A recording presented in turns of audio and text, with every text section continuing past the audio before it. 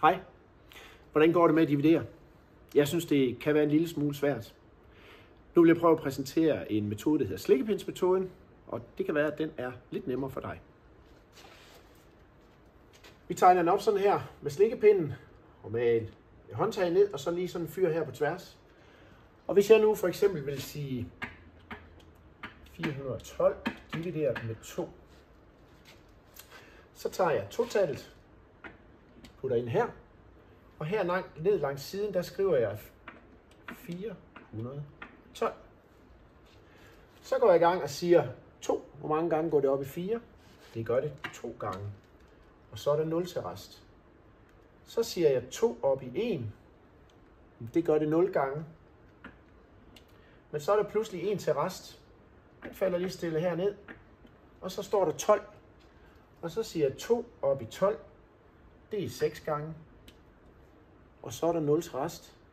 Og det betyder, at 412 divideret med 2, det er lige med 206.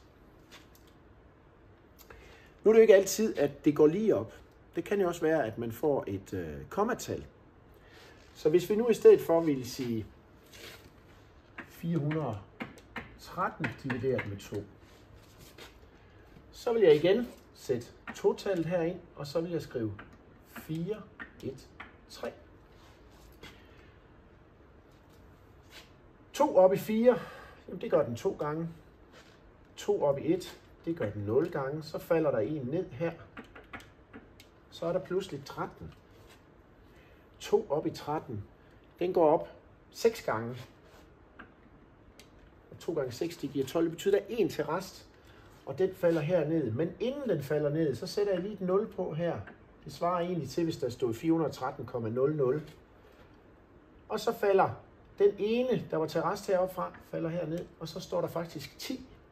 Og så siger jeg 2 op i 10. Det er 5. Og nu er der ikke mere til rest. Og altså bliver 413 divideret med 2, det bliver lige med 206,5. Håber I kunne bruge det.